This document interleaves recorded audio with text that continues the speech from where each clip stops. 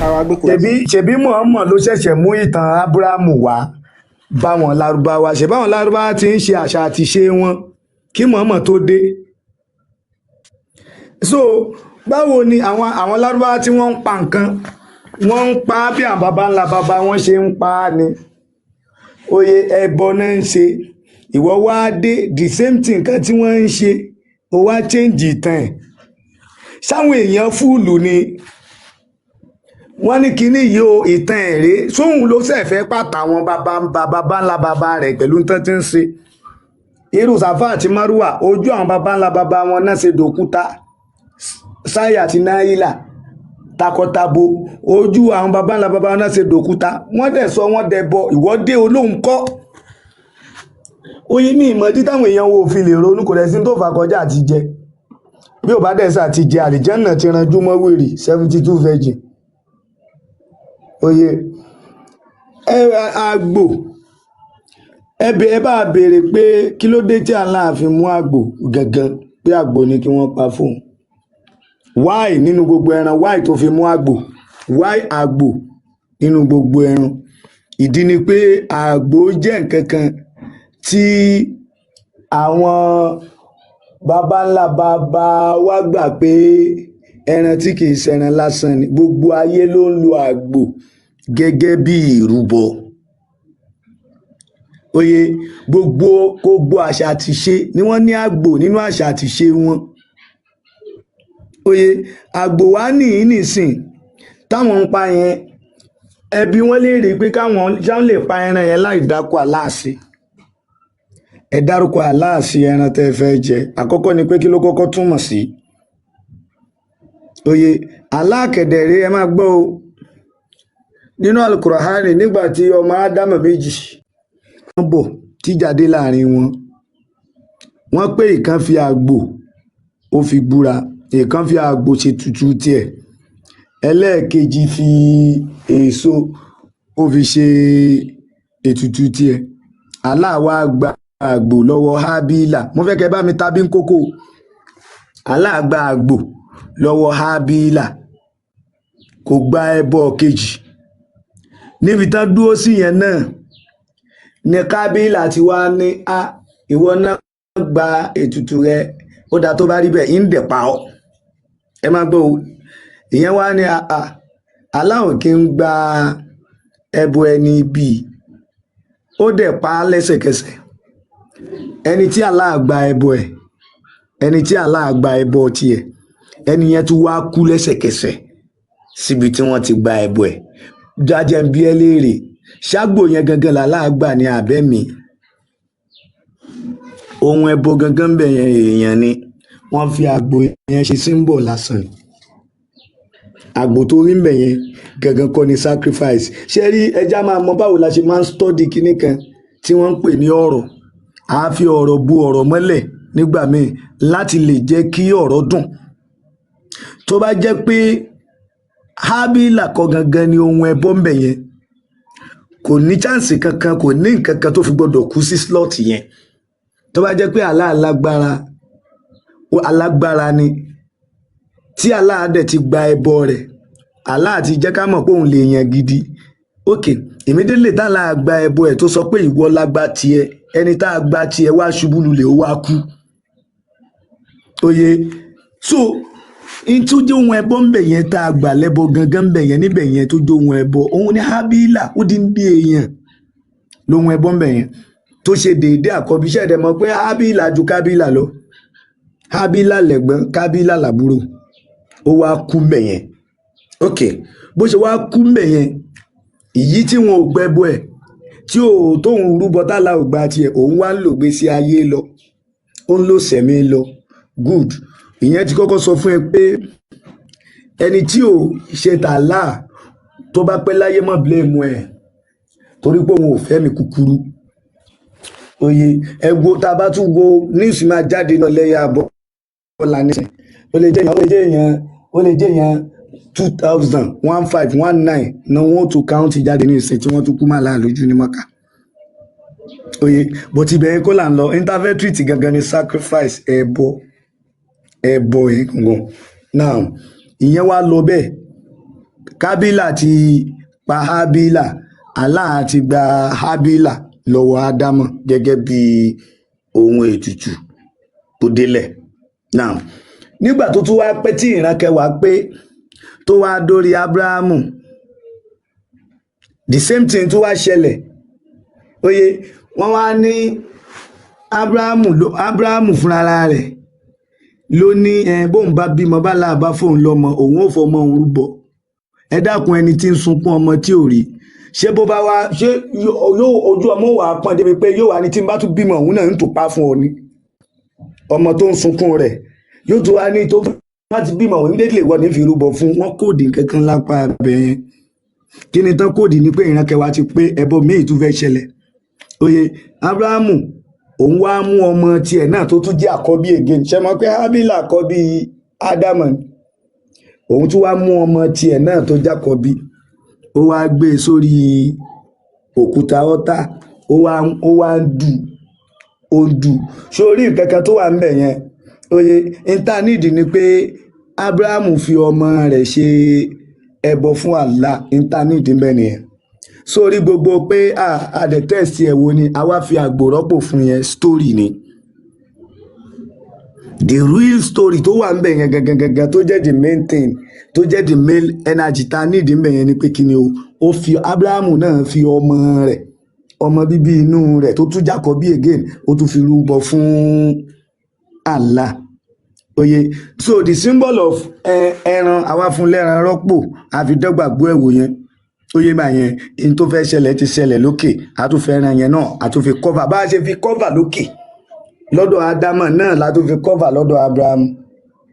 Oye, so lẹ́yìn tí ìran kẹwàá pé nìyẹn o, ẹ wá bá wa bí àwọn èèyàn léèrè kán fún wa ní fáàsì kan nínú Kùránì tó ní pé gbogbo ayé, oye tẹ́ ẹ jẹ́ mùsùlùmí ẹ máa sọdún iléyá. Àkọ́kọ́ kò sí ńbẹ̀. Ẹlẹ́ẹ̀kejì, gbogbo yín lẹ gbọ́dọ̀ máa pa ẹran, kò sí ńbẹ̀. Oye, so ibẹ̀lẹ̀ tí máa mọ̀ wípé kinní yẹn, oye àwọn tí wọ́n ṣètò kinní yẹn wọ́n kàn mọ̀ọ́mọ̀ tí ọrùn ara wọn bọ́ sọ̀lọ̀ ni. Ibi ìtọ́run ara ẹni bọ́ sọ̀lọ̀ lákọ̀ọ́kọ́ wọn ìbọnú yẹn wọ́n tún ti rọ ọrùn ara wọn bọ̀ bòmí. Oye, kí ni bí àkọ́kọ́ tán tọrùn ara wọn bọ̀, òun ni ìyáàkà náà àbúdù wá ìyáàkà náà stẹ̀yìn, ìwà aláàdé máa sìn ọ̀dọ̀ rẹ̀ ní máa wá bùkátà wa. Láti tí wọ́n ti ń ṣe oríire láyé, ẹ béèrè lọ́wọ́ ẹnìkan pé oore wo lórí dàrẹ́ẹ̀tì lọ́dọ̀ aláàrí. Oore wo ẹ máa gbọ́ wà déhùn ni o, promise. Ṣẹ́rí gbogbo nǹkan ló lè jẹ́ lọ, o lè jẹ́ lọ nínú yàrá àdéhùn, o lè jẹ́ lọ ńbẹ̀ lójoojúmọ́. Òun sọ pé ìyáàkà náà àbúdù, ìwọ ni ó máa sìn, wá ìyáàkà náà stẹ̀yìn, ọ̀dọ̀ rẹ ní sì máa wárán lọ́wọ́ wa. Ẹ wá béèrè lọ gbogbo mùsùlùmí tó soríire lónìí pé tọ̀ gbogbo oríire tẹ́ ẹ ṣe yìí, èwo làálà ṣe fún yín dàrẹ́ẹ̀tì mẹ́. Kálukú wọn ṣiṣẹ́ ni wọ́n ra owó. Gbogbo ẹni tó bá lè sọ pé ìyáàkà náà àbúdù ìwọ ni máa sìn, ọ̀dọ̀ rẹ̀ ní máa wárán lọ́wọ́ wa, pé kó ṣiṣẹ́. Torí pé tó bá fi lè ṣiṣẹ́, tó ń ṣiṣẹ́ lábẹ́ ọ̀gá kan, ó ti wárán lọ́wọ́ lọ bòmíì. Kò ní ìdí iṣẹ́, kò ní ìdí anything, because ó ti promise fún Allah pé ìwọ ní máa sìn, ọ̀dọ̀ rẹ̀ ní dẹ̀ máa sí kíni o, ní máa wárán lọ́wọ́ wa. Bẹ́gbọ́n rẹ̀ bá pé àbúrò ìyá yìí pọ̀ ti ń di ọyún fún 1 million, kò yóò gbà á. Kò yẹ kó gbà á, kò torí pé ó máa yẹ àdéhùn bẹ́ẹ̀ yẹn. Oye, so gbé èèyàn kan bá sọ pé alágbájá ò dẹ̀ gba mọ́tò yìí, kò yẹ kó gbà á. Gbogbo nǹkan tán bá fún tó bá jẹ́ èèyàn ló fún àbí èèyàn ló fẹ́ fún, kò yẹ kó tẹ́wọ́ gbà á torí pé ó ti dá láàbẹ̀ yẹn pẹ̀lú àdéhùn tó ṣe. Ṣùgbọ́n wọ́n understand, wọ́n tún wá lọ kóra wọn sínú ẹran. Ádámọ̀ tó fọmọ ti ẹ̀rú bọ, Ábúráhámù fọmọ ti ẹ̀rú bọ, ẹran mẹ́wàá míì tún wá pé. Oye, tó fi dórí ẹ rí i pé nígbà tó fẹ́ sọ̀rọ̀ Màríà, oye wọ́n ní ọkùnrin mo rò pé ó fún mi àṣọbìnrin ni, ó wá padà wá fi Ìsá rọ́pò. Ìyẹn wọ́n ti make it clear ni pé eléyìí o direct entry ni òun náà wá fi rẹ̀ ìrúbọ, that is ìrúbọ ẹlẹ́ẹ̀kẹta ní ìran mẹ́wàá tẹ̀léra wọn. Kí wá ní ìfẹ́ẹ̀tì tó wá wà ń bẹ̀ ni pé gbogbo ẹni tí bá ń tẹ ẹsẹ̀ bọ kòtò tí ò bá mọ̀, irú ẹni bẹ́ẹ̀ máa bá kòtò ayé lọ. Oye, wọ́n ló dòrí o bẹ́ sínú ẹ̀, tó o mọ̀ bóyá odò tó lè wẹ̀ já ni. Oye ìmẹ̀ yẹn, so ó mọ̀ bóyá odò tó lè wẹ̀ já ni. Ìdí ni pé gbogbo tí wọ́n ń ṣe yìí ìjọ mọ̀ díẹ̀, ìjọ mọ̀ ìrìn àjò ẹ̀, ìjọ mọ̀ kí ni tó ń ṣẹlẹ̀ sí wọn. Gbogbo ilẹ̀kílẹ̀ ni wọ́n á máa ní ìta fi solẹ̀ kankan, ìta fi solẹ̀ ìrìn àjò tí wọ́n òun nìyẹn. Bó dẹ̀ ṣe ń lọ nìyẹn, ìran mẹ́wàá mẹ́wàá bí wọ́n ti máa ṣe nǹkan wọn ló ń tiẹ̀ nìyẹn tí wọ́n mọ̀ gbé tàn jáde bẹ́ẹ̀. Kí n tiẹ̀ tó gbá tó mọ̀, ǹjẹ́ kí ló dé òun retí àlìjẹ́nnà? Àbí bẹ́ẹ̀ kọ́, àlìjẹ́nnà tí ó ṣe pé kò sí nǹkan kan tí ń jẹ́ jannatu àti náàrù. Nítorí rẹpísẹ́ǹtì jannatu àti náàrù inú ayé yìí náà ni. Oye, so torí ìdí èyí, gbogbo ohun tí ń jẹ́ ẹran tẹ́ ẹ bá wo ọ̀pọ̀lọpọ̀ àṣà àti ìṣe ní Íjíbítì, àgbò òun ni símbọ́ọ̀lù gọ́ọ̀dù wọn. Oye, there are so many places tó ṣe pé tó o bá wo inú àṣà àti ìṣe wọn wàá bá àgbò. Nílẹ̀ Yorùbá à ń fi àgbò kó tó di pẹ́sìn dé rárá, àgbò la máa fi ń bọ gbogbo àwọn òrìṣà wa. Àgbò ni, torí pé gbogbo ohun tí ń jẹ́rìn ẹ̀mí ló láìkì àgbò. Wá ìtàlá náà tó takú má gbò lọ́rùn. Oye báyẹn, so ibẹ̀ ló ti máa mọ̀ wípé kíní yẹn kì í ṣe supreme being, ó kàn jẹ́ branch kíní lásán ni, branch ti bí ká àbí ká sọ pé àgbà lọ́wọ́ àwọn baba ńlá baba àwọn Mesopotamia dórí Sumeria dórí bá gbogbo bọ́n ṣe ń bọ̀ nìyẹn. Oye ìmẹ̀ yẹn, so kí la fi ń bọ Ṣàngó? Àgbò. Wá ìtàlá náà ràn rí má gbò lọ́rùn. Tálà ò sọ pé gbogbo ń tẹ́ bá ní ni kẹ́ ẹ fún mi. Allah fún rẹ̀ ní gbàgbò ní béèrè àgbò. Oye, òun ní gbàgbò lákọ̀ọ́kọ́ ní ń fàgbò rọ́pò.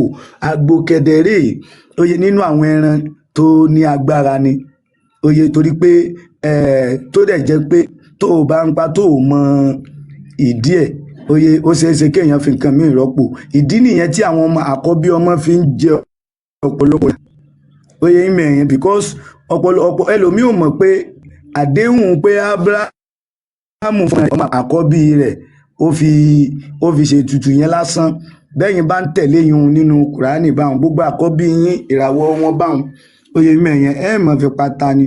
Oye, ṣùgbọ́n ẹlòmíì ò understand kí ni wọ́n ń pè ní ayé yẹn. Oye, so tó bá wo oríṣiríṣi àṣà àti ìṣe, wàá bá ancient Egypt, wàá bá gbò ń bẹ. Tó bá wo Sumerian Mesopotamia, wàá bá gbò láàrin wọn ń bẹ. Tó bá wo Levant Canaanite, àgbò wà láàrin wọn. Kódà tó fi dórí India, àwọn Vedic India, àgbò làwọn náà ń lò kó tó wá di pé àwọn Abrahamic religion ọlọ́mọ dà wá lórí rú. So bẹ́ẹ̀ ni kò sẹ́ni tó mọ̀ tán láti jọ́ táyé jẹ́ ní millions years. Àwọn Abrahamic religion náà ṣe wá ń sọ̀rọ̀ Abrahamu, náà ṣe ń sọ̀rọ̀ Ádámù ẹni àkọ́kọ́ dá láti jọ́ tí ayé ti wà. Abrahamic religion 1,000 years lẹ́yìn táyé ti wà ní millions years. Kò sí kankan nínú wọn tó mọ̀ tán. Àwọn Abrahamic religion tó jẹ́ modern religion táwọn philosophers create, àwọn náà ṣe wá ń sọ pé lágbájá la kọ́kọ́ dá, tàmẹ̀dò la kọ́kọ́ dá. Oye, náà wá ń bá ọ̀fà náà wá gbà pé lágbájá tán kọ́ dá orí ìrẹ́ pé nù. Oye, torí tó ìrẹ́ bá pé ni tó mọ̀ pé so Allah ò bẹ́ẹ̀ nìkankan sọ̀rọ̀ yìí. Allah ò bẹ́ẹ̀ nìkankan sọ̀rọ̀ nípa ayé, kò bẹ́ẹ̀ nìkankan sọ̀rọ̀ nípa ẹni tá a kọ́kọ́ dá, kò ṣàlàyé ẹni tá a kọ́kọ́ dá fẹ́ dá àlàyé kankan. So Abrahamu làkọ́kọ́, àwọn Abrahamic religion làkọ́kọ́ tí wọ́n kọ́kọ́ mọ̀. So àwọn tí wọ́n wà nínú ayé tẹ́lẹ̀ yẹn Allah kọ́ ló dá wọn. Ó yẹ kó o lè béèrè, ṣùgbọ́n ò ní béèrè ní tiẹ̀ mo mọ̀ ẹ́. Ó yẹ ìmẹ̀ yẹn, so mo mọ̀ wọ́n ò ní béèrè, so mọ̀ gbogbo nǹkan pẹ̀lú kéèyàn ó láròjinlẹ̀ ní kò sì ní ọpọlọ. Dèdè tó yẹ kẹ́lòmíì fi ní, oye, kò sí nǹkan kan tó bí kọjá pé òun kẹ̀ ìròrí kò lè ìròrí bá òun.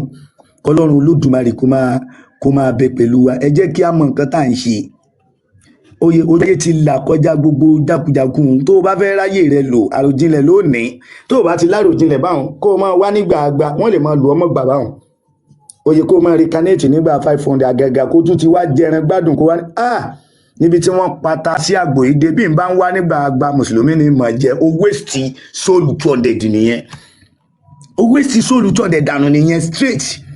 Oye, torí pé òun fi ẹran àgbò fi mu gúdà.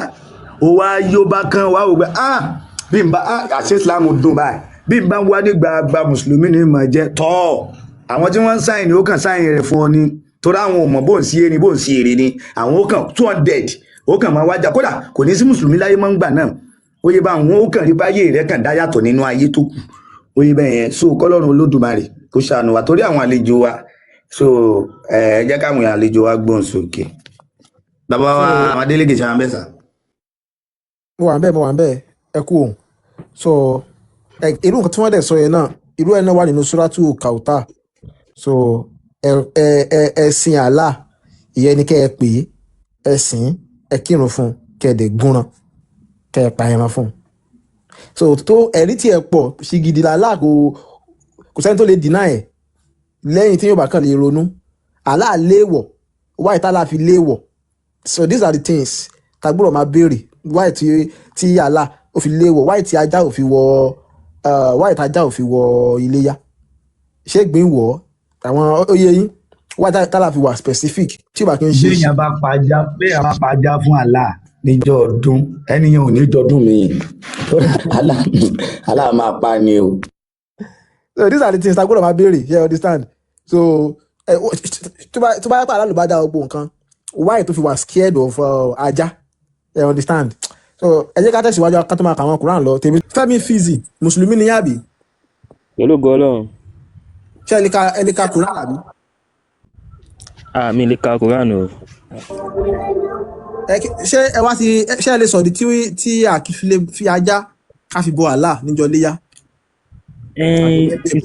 tá a ti mọ̀ láti bẹ̀rẹ̀ tá a ti fi kọ́ wọn bẹ́ẹ̀ ni wípé Islam kò fara mọ́ ajá ní jíjẹ pẹ̀lú àwọn ìdí kọ̀ọ̀kan.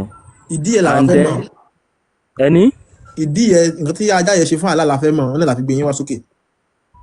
ṣé mo wípé normally gbogbo nǹkan tí Ọlọ́run dá sórílẹ̀ ayé àwọn ènìyàn kọ́ ló ń ṣe wúlò fún ó wúlò fáwọn nǹkan míì náà. ìdá ajá sílẹ̀ ayé normally gẹ́gẹ́ bí ẹranko à ń lò fún security à ń lò fún many other things a fi ń bọ̀gùn wọ́lá wípé a ti ń fi ajá ṣe ẹbọ a lè fi ìsìn Allah àwọn qualification kan tó torí pàtí ń lò fáwọn kíní yà bí. torí pàtí ń lò fáwọn nǹkan tẹ́ kàkà lẹ̀ yà bí. nítorí pé à ń lò fún ọkọ mo fún àwọn yẹn mo fi àwọn yẹn mo fi ń fún ní instance ni. ìyìn tó fara tipẹ́ títí Allah ní kẹ́ ẹ fún wa ẹ má fún wa ní instance ṣé ó bu Allah jẹ ni ìtàlá ní kẹ́ ẹ sọ fún wa. Allah fọ́ bí díẹ̀ fáwọn mùsùlùmí ní jíjẹ. kí ló ṣe fún Allah. a lè lò fún security. bọ̀ kí ni ajá ṣe fún Allah. kí ni ajá ṣe fún Allah. tájá ṣe fún Allah. ok àwọn etí Allah ní ká máa jẹ kí ni wọ́n ṣe fún Allah. ó náà la fẹ́ mọ̀ kí ni ìdí Allah fi yan ààyò tó fi. èyí tó ti forbid fún wa yẹn èyí tó ti forbid fún wa yẹn méjèèjì tó ti forbid fún wa yẹn ẹ ká forbid ẹ má nira yín lára. a máa ní láti mọ̀ díẹ̀. ká mọ̀ dí. ọ̀yà kí ni ìdí tọ́lọ́ fi dá wa wá sílẹ̀ ayé. ní sọ pé torí pé wọ́n ti. kí ni ìdí tọ́lọ́ fi dá wa wá sílẹ̀ ayé ká ẹ fẹ́ mọ̀. àṣìǹbọ̀ ń bibẹ̀ yẹ àṣìǹbọ̀ ń bẹ̀ bọ̀ àwọn kọ́nà ṣe mọ̀ pé àwọn àfa àwọn mọ̀tọ́kọ́ làwọn tó wá sókè. ọ̀rọ̀ kan ló máa bí ọ̀rọ̀ kan. a máa dáhùn lẹ́yẹ kọ̀ọ̀kan so àkọ́kọ́ ni pé Allah àtọ́lọ́ méjèèjì yé yàtọ̀ ṣe understand. Allah náà làlá ẹlẹ́ pín yàtọ̀. ṣe mọ̀ pálá nílé àbẹ́yìn ọmọ. ṣe mọ̀ pálá nílé. àwa la fún Allah nílé gbogbo bíríkíbi làlá wà Allah ò nílé àwa la fún nílé. àwa la fẹ́nu kò sọ́nà kan la fọkàn kò sọ́nà kan la tẹ̀lé lánàá kan gbogbo bíríkíbi làlá wà. ajẹ́pàlà kọ́ ló sọ̀rọ̀ nínú Kùránì nìyẹn. ajẹ́pàlà kọ́ ló sọ̀rọ̀ nínú Kùránì tó ní ilá wàlà bẹ́ẹ̀tì àkọ́kọ́ léèmí bíbá kàtà ń bára ka òun rèé ní mọ́kà yìí. so ajẹ́pàlà àkọ́ ló sọ̀rọ̀ mẹ́yìn. ó ní àkọ́kọ́ kí ni.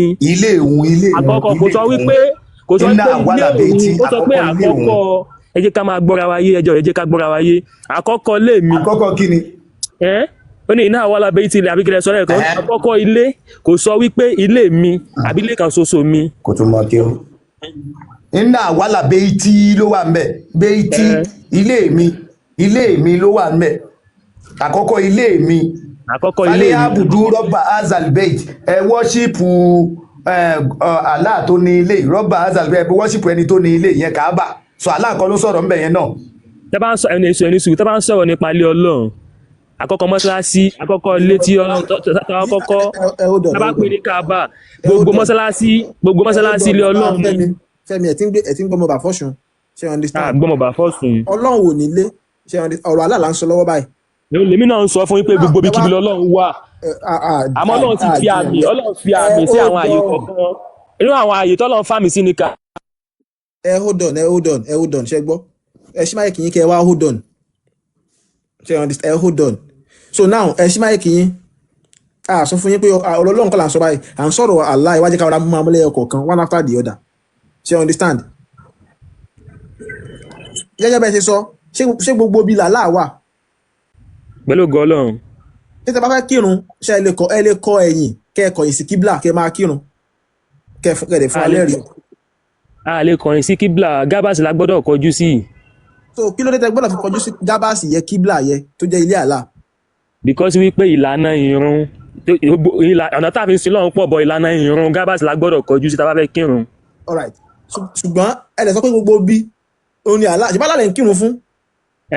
ìrun ní kọ́kọ́ lè yan kí fàlà oríṣiríṣi kan pọ̀ téèyàn ṣe fàlà bọ̀ ìlànà ìrun òfin tó de ìrun nìyẹn tó fẹ́ kírun akọjú sí gábàsì ni. ṣebí àlá lè fẹ́ kírun fún. bẹ́ẹ̀ ni. wáyé tí ẹ fi lè kọ̀yìn sí kíblà yẹ ṣebí everywhere lálá wà. ó yá kí ní ìdítẹ́ fi lè kọ̀yìn sálà. ní ti torí wípé ìlànà ìrun gábàsì la gbọ́dọ̀ kọjú sí. tó bá fẹ́ pẹran léyà náà nǹkan bẹ̀rẹ̀ máa kọjú ẹ̀ sí. ìyẹn náà wà ní ìlànà ni. tó bá fẹ́ sin òkú bẹ̀rẹ̀ tó máa kọjú ẹ̀ sí. ó wà ní ìlànà gábàsì ni. ibi tí ilé àlá yẹ wà lẹ́tọ́ máa kọjú ẹ̀ sí àbí ẹ̀dẹ̀ sọ pé everywhere làlá wà. tẹ bá ní sùúrù tẹ bá fojú wò dáadáa ẹ máa rí wípé àwọn tó kọjú sí gábàsì láti Sokoto láti north àtàwọn tó kọjú sí gábàsì láti east àtàwọn tó kọjú sí gábàsì láti tẹ́bá wo gbogbo ẹ̀ tẹ́bá wo circulation gbogbo ẹ̀ ẹ máa rí wípé ó fọ́n circumstance kan náà ni. ṣe gábàsì yẹn a kàn ní pé ilé àkọ́kọ́ tó yẹ pé àwa kọ́ la kọ ànábì. ẹ̀yin èèyàn wa ẹ̀yin náà máa rí wípé ẹ̀sìn Islam yìí ẹ̀sìn tó máa ń ba ọpọlọ jẹ́ ni ó dẹ̀ hard. Ayamadéleke made it so simple fún ẹni láti understand wípé olúwa ilé Kaaba òun lẹ̀ ń sìn ẹni láti kọrí tẹ bá fẹ́ kírun tẹ bá fẹ́ forí balẹ̀ ẹ gbọ́dọ̀ kọrí síbẹ̀ ẹni láti tẹ bá lọ tawaf ẹ gbọ́dọ̀ tawaf lé yẹn kẹ́ máa pariwo èmi ni ya Allah mo ti dé èmi ni ya Allah mo ti dé ẹ gbọ́dọ̀ máa sọ bẹ́ẹ̀ kẹ́ máa yí Kaaba yẹn tó bá yẹ pé ibi gbogbo ni Ọlọ́run wà ní Allah wà lóòótọ́ gbogbo àwọn nǹkan yìí ilé yín lè máa ti ṣe ẹ lè kọ orí síbí ẹ lè kọ orí síbí ẹ lè kọ orí síbí torí pé ibi gbogbo ló wà tó kù bá kú ẹ tún máa kọ díẹ̀ síbí kan torí wọn máa fòkú yẹn rúbọ fún Allah kíní yìí ó hard fáwọn èèyàn wa láti ronú tá a bá fẹ́ bọ Ògún a máa ní láti kọjú sí ojúbọ Ògún sẹ́yìn ìrẹ́yàn kó fẹ́ bọ Ògún kó wá kọ ẹ̀yìn sójúbọ Ògún rí ni ẹ máa dojúkọ ojúbọ Ògún báyìí tẹ́ bá fẹ́ pa ajá ẹ máa gbájá yẹn máa gbé síbẹ̀ ẹ máa bẹ́ ń bẹ̀ àwọn ará bíi ọ̀pọ̀ Ọ̀rúnmìlà Saudi àbí kí ló pera máa bọ̀ lókè tó bá tó bẹ́ẹ̀ mo ti máa ń rí fídíò ẹ̀ mo kàn ignore ẹ̀ torí àwọn ọmọ kékeré tí wọn ò mọ nǹkan tó ń ṣe àwọn tọpọlọ wọn kúrú yẹn òun ni ẹ ọmọ ẹrú tó bá tó bẹ́ẹ̀ tó bá tó gbangba sùn lọ yẹ máa bọ̀ lókè àwọn àáfàá yín gan wọn ò lè wá bí torí pé ọpọlọ yín ti lọ ni Allah deity ni nǹkan tá à ń bọ ni ṣìgìdì eré òun ni Allah wọ́n tẹ̀ tí ń bọ́ kí Islam tó bẹ̀rẹ̀ wọ́n ti ń kírun fún kí Islam tó bẹ̀rẹ̀ wọ́n ti ń pàgbò fún kí Islam tó bẹ̀rẹ̀ wọ́n ti ń ṣe hajj kí Islam tó bẹ̀rẹ̀ míì mọ́ bí kíní ṣe lè fẹ́ yin àwọn lárúbáwá yìí wọ́n ti ra yín níyè àwa máa ṣe tiwa èmi mọ̀ pé ńgbà tó ti strike lẹ́ẹ̀kan ní Ògbómọ̀ṣọ́ báyìí báyìí dáadáa máa strike bí ẹ̀ẹ̀mejì sẹ́ẹ̀mẹ́ta sí ojú yín máa là àwa máa ṣe tiwa àwa ṣe tiwa fọ́lọ́run torí pé kò sí mẹ́sáyà kankan tó ń bọ̀ láti ibi kankan àwa náà ni mẹ́sáyà ara wa àwa la máa gbára wálẹ̀ àwa dẹ̀ ti ṣe wọn tá a lè ṣe tógun bá dé ẹ̀yin ọmọ ẹrú náà lè máa bógun lọ Ayamadéleke ẹ kọ́ntínú pẹ̀lú ẹni tẹ́ bá ti bá sọ̀rọ̀ tẹ́ bá rí pé kò lè lo làákàyè pé ó ti làákàyè ẹ̀ ti lọ àwọn kan Fúlàní ni wọn ò dẹ̀ lè fi Islam múlẹ̀ kù sí bá ṣe fẹ́ sọ so tẹ́ bá ti rí pé ròyìn yẹn tẹ́ ti bá sọ̀rọ̀ tẹ́ ti fún lẹ́rìí bíi mélòó kan tó sì ń ṣagídí kí ó ra máa bá tiẹ̀ lọ kẹ́ gbẹ́ lómi sókè. All right. Fẹ́mi ẹjá jọ ṣe integrity test fún Muhammed làwòkọ́ṣe right ṣe mọ́ làwòkọ́ṣe gbogbo wa according to Quran so now ẹ̀yẹ ká kọ́ ṣe báyìí ná ṣé ẹ mọ̀ kí Islam kò tó bẹ̀rẹ̀ èmi àkájọ sọ ṣé ẹ mọ̀ pé àwọn Saudi àwọn Arabu kí Islam tó bẹ̀rẹ̀ òní wọ́n ti ní àwọn ṣìgìdì tí wọ́n máa ń sìn ṣé bẹ́ẹ̀ ni. bẹ́ẹ̀ ni. So àwọn ṣìgìdì according to account tí Islam mú wá àkáǹtì tí Islam gangan tún mú wá lélẹ̀ wọ́n jẹ́ ká mọ̀ wípé gbogbo àwọn ṣìgìrì tí wọ́n máa ń sìn yẹ wọ́n máa ń fi orúkọ wọn tì orúkọ tí wọ́n bá ti bí ọmọ tàbí wọ́n fẹ́ sọra wọn lórúkọ ọmọ tí wọ́n bá bí wọ́n bá fi ń tì sára ṣìgìrì yẹ ṣé bẹ́ẹ̀ ni. bẹ́ẹ̀ni. a dẹ̀ mọ̀ pé bàbá Muhammed Abdullah lórúkọ ẹ̀ ṣe mọ̀ pé òun gangan kì í ṣe mùsùlùmí. So wọ́n dẹ̀ fi orúkọ aláàtì sí ara orúkọ ẹ̀. A dẹ̀ mọ̀ káwọn orúkọ mi náà tún wà bíi Latif, Abdulmanaf, Abdulhuza and all of that. Tí wọ́n tó túmọ̀ sí pé àwọn nǹkan tí wọ́n bá ti ń ṣe ẹrú fún torí Abdulmi ẹrú kéèyàn jẹ́ ẹrú nǹkan yẹ àbí ẹni tó sọmọ ní ẹrú Uza torí pé Uza ló ń sìn ni àbí abọ́ṣìgìdì ẹni gbogbo wọn o before kí Islam kò tó kí Muhammad tó dé ní 40 years of kò tó bẹ̀rẹ̀ Islam o so Allah fún alára ẹ̀dẹ̀ rẹ̀ wọ́n ti ń bọ òun náà olóbi jẹ́ pé àwọn tó fi orúkọ bàbá Muhammad fi tì sára ṣìgìdì tó ń jẹ́ Allah ṣe ẹ̀mọ̀ káwọn tó mọ̀ ni irú bí Abdul Muttalib lẹ́ni tó fi orúkọ ẹ̀ tì fún tó bí Abdullah tó dẹ̀ forúkọ ẹ̀ tì sí ṣe ẹ̀mọ̀ bẹ́ẹ̀ so ṣe ẹ lè ṣàlàyé mathematics tó wà níbi ìbẹ̀yẹ nígbà tó jẹ́ pé ẹrú nǹkan tí wọ́n bá ti ń sìn ó ní àkáǹtì gbé wa mo lè bá yín gbé wọn láti sọ́jú screen àlejò ká o ṣe understand nínú Islamic book tí wọ́n jẹ́ ká mọ̀ pé àwọn máa fi orúkọ yẹ tì sára ṣìgìdì wọn. ṣe ẹ lé ọ̀rọ̀ yẹn bá ṣe lé mathematics yẹn bá. mo gbọ́ ń yé. So now ní apá abẹ̀yẹ tẹ́ bá fi òye gbé ẹ ti máa sẹ́ǹsì nǹkan tó wà missing níbi bẹ̀ pé ọgbọ́n ni wọ́n lò fún yín ọwọ́ àdọ́gbọ́n sọ fún yín pé Allah náà ni Ọlọ́run in which ṣìgìdì ni tí wọ́n ti ń bọ before kí Islam kò tó bẹ̀rẹ̀ àwọn tó dẹ̀ tí wọ́n ti ń bọ Allah yìí kí Islam tó bẹ̀rẹ̀ àwọn tó mọ̀ ni tó tún wọ́n dẹ̀ máa ń fi orúkọ ẹ̀ gan tì sára wọn ṣìgìdì tí wọ́n ń sìn.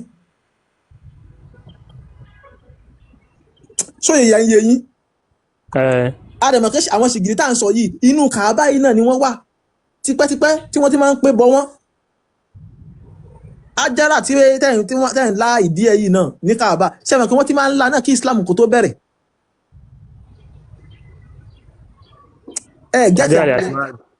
Mo gbọ́ yé. Ṣé ẹ gẹ́tì mathematics yẹ? Mo gẹ́tì. Tó túmọ̀ sí wípé nǹkan tẹ́ ń ṣe lénìí àṣà àti ṣe àwọn Lárúbáwá tó ti ń ṣe nígbà yẹn ni wọ́n wá pọ́n wọ́n wá gbé gẹ̀gẹ̀ fún yín wọ́n wá twist brain yín torí pé wọ́n ti mọ̀ pé ẹ̀ kò ní ka ẹ̀ ní ṣe research so ẹ̀ ní ka ẹ̀ ní ṣe research wọ́n wá fún yín pé Ọlọ́run náà ni Allah dé yàtọ̀ sọ Ọlọ́run torí kí wọ́n kì í tú orúkọ ẹ wo Fẹ́mi tẹ́ ń jẹ́ yìí báyìí kò ní Lárúbáwá tẹ́ bá lọ sí ilẹ̀ Àràbù Fẹ́mi náà lẹ máa jẹ́. Now ṣebẹ́ ẹni tó wá gbé Allah wá fún wa tó ń jẹ́ Muhammad tí a mọ̀ pé kò ṣe nǹkan ẹyọ kan báyìí tó dáa kò gbélé ayé ṣe nǹkan tó dáa. Ẹ máa tọrọ àforíjì báwo ẹ ṣe máa ní kò gbélé ayé ṣe nǹkan tó dáa. Ẹ ṣe èmi lè fi yín àwọn nǹkan tó pọ̀ nípa Muhammad tó ṣe tó jẹ́ pé ó tiẹ̀ ti pọ̀ jù ṣáàyìn lè sọ nǹkan dáadáa tí Muhammad gbélé ayé ṣe kí èmi máa tó fún yín pé adigunjalè ni ó dẹ̀ jalè. Muhammad digunjalè. Ẹ ṣe gbọ́ mi gbọ́ rí báwo lẹ́yìn ṣe Muhammad digunjalè ṣé Kùránì ló gbọ́ kí Muhammad digunjalè ni àbí research ṣe yín lẹ́yìn fi mọ̀. ó wà ní Kùránì náà. Ó wà ní Kùránì kí Muhammad jalè. Ṣé ẹ ní Kùránì pẹ̀lú yín bẹ́ẹ̀. ẹni sùúrù pẹ̀lú ṣé ó wà ní Kùránì kí Muhammad jalè ṣé Jibril ṣé tó wà ní gbogbo tó wà ní Kùránì ṣé kìí ṣe Jibril ló gbà wá mọ́ ni ṣé Ànábì ló ń kọ́ nǹkan ni. pàtí Jibril ń gbà wá ta ló ń sọ síta. Ànábì ló ń sọ síta. Ṣé Jibril wá sọ pé Ànábì jalè tánàbì fi sọ síta náà ibà o. ẹ wá máa gbọ́ nǹkan tí ò yé yín nìyẹn nǹkan tó ṣẹlẹ̀ sí Muhammadu ẹ máa gbọ́ nǹkan tó ṣẹlẹ̀ sí Muhammad nǹkan tó ń ṣẹlẹ̀ sí ó ní nǹkan tó wà ní Kùránì tí nǹkan bá ti ṣẹlẹ̀ sí Muhammad báyìí àwa ní pé ẹ dúró ayé àti sọ̀kalẹ̀ so ìṣẹ̀lẹ̀ tó ṣẹlẹ̀ sí Muhammad ó ní nǹkan tí Muhammad nǹkan tó ń fẹnu ara ẹ̀ sọ ó ní wọ́n ń pè ní Kùránì. ẹ jẹ́ kí n bí béèrè kan ṣé mo tó ń pè ní ìmísí. mo mọ̀ náà ìmísí. mo tó ń pè ní ìmísí ṣé ẹ mọ̀ pé ìmísí tó yàtọ̀ sóye ṣé rí gbà mí téèyàn bá ní ìmísí èyàn máa feel in táwọn òjíṣẹ́ yẹn feel gbà mí ṣé rí ẹ̀yin kan lè rò bí pé it's by natural body it's not by natural body it's by the soul àbí understand gbogbo pé in tó bá ṣẹlẹ̀ sí Muhammad ló fi ń sọ yẹn Bọ́lá ń pín iṣẹ́ tẹ́yìn fẹ́ ṣe aspect tẹ́yìn need lẹ́yìn fi rò ẹ bẹ́ẹ̀. bá tọ́ fún mi pé ẹ mọ̀ pé nǹkan tó ṣẹlẹ̀ sí Muhammed ní Quran, nǹkan tó bá ṣẹlẹ̀ sí Muhammed Ẹ́ ó ní nǹkan tó máa ń sọ nínú Quran, ṣé ẹ mọ̀ látijọ́ yìí ni? ṣé ẹ mọ̀ pé ẹni tá a bá rán níṣẹ́ direction ẹ̀ náà la máa follow. Ó túmọ̀ sí pé Ẹni nílẹ̀ tá a ń bá bọ̀. rán níṣẹ́ síyàn òun náà la máa ẹni tá a bá rán níṣẹ́ síyàn pé yá ara sáwọn people yìí òun náà la máa send message sí Alright, kò sí reply wàhálà. tí wọ́n kájọ́ ìwé kọ́là Ẹ wá náà dúró kọ́là báyìí. náà sùn tẹ́yìn bá ti sọ Ẹ dúró báyìí. àbí understand òjíṣẹ́ yẹn náà ni. Ẹ dúró báyìí. Àkọ́kọ́ náà wọn rán Muhammed sí wa, a máa dé ibẹ̀. Bóyá a kọ́ lọ ibi tí Muhammed tó ti Okay. jáde yẹ. Ó yẹ ká kọ́ lọ tó Èmi ti fẹ́ jáde. èmi fẹ́ kẹ́ fún wa ní dáadáa márùn tí Muhammed ṣe ni o. So ṣé bá kọ́ fún wa ní márùn yẹn àbí ká kọ́kọ́ lọ síbi tó ti jáde? ìyẹn kọ́ lọ bí tó ti jalè náà bí kọ́ dáadáa pọ̀ tí Muhammadu ṣe. Ó yẹ ká kọ́ lọ bí tí ó ti jalè náà tẹ́yìn ọkọ̀. Ẹ wá hold on, ẹ jẹ́ kí mi gbé yín débẹ̀. Ká kọ́ mi tó ti jáde Okay. wá Quran. Ẹgbẹ́ wa débẹ̀. Gbogbo ètò láyé lè gbó sókè o, ẹ fi gbé dé. Okay. all right ẹ ṣé gan gbogbo wa náà la rí wípé ó jẹ́ kí àwọn tó ń ṣẹ̀sìn yìí wọn ò lè lo logic and that's the problem. Allah èrè ni kò sọ̀rọ̀ níbì kankan. Muhammadu ló ń sọ̀rọ̀. Muhammadu ló ń sọ pé Jibril sọ pé Allah sọ pé kò dẹ̀ sí ẹlẹ́rìí, kò sẹ́ni tó rí Jibril. The same thing tí Muhammadu ṣe, anybody can do it, èmi náà lè ṣe. Ok, ẹ kí n gbé karata Muhammadu wọ̀. Báyìí sìn, Jibril ti gbé àyà wá fún mi. Jibril sọ fún mi pé kí n jẹ́ kẹ́yin Mùsùlùmí tẹ́ wà nílẹ̀ Yorùbá kẹ́ máa gbọ́ wípé ẹ̀sìn Islam irọ́ lásán ni. Pé Muhammadu tóun bá tí ó sọ pé òun bá Muhammadu sọ̀rọ̀ ńgbà yẹn òun kọ́ lóun bá Muhammadu sọ̀rọ̀ o. Muhammadu ìfẹ́ inú ẹ̀ ló ṣe o. Muhammadu kàn parọ́ fún yín ni o. Báyìí sìn. Èyí tẹ́mi sọ Jibril gangan ló ń gbé wá fẹ́mi náà. Mo dẹ̀ ti ń sọ fún yín. Mr. Fẹ́mi káwọn kan wá máa kọ́lẹ̀. Ibi òjíṣẹ́ ńlá MS bàbá. Jibril wá bá ó gbé àyà wá fún un. Ó sọ báyìí òjíṣẹ́ ńlá MS bàbá sọ pé irọ́ lásán òun ní Islam. Àmọ́ báyìí ẹ̀yin tẹ̀lé ẹni tó gbé wá fún yín láti ilẹ̀ Lárúbáwá òfegè. Wọ́n ti bá yín gbá yà wá kẹ̀ka. Fẹ́mi, ẹ ṣí máìkì yín.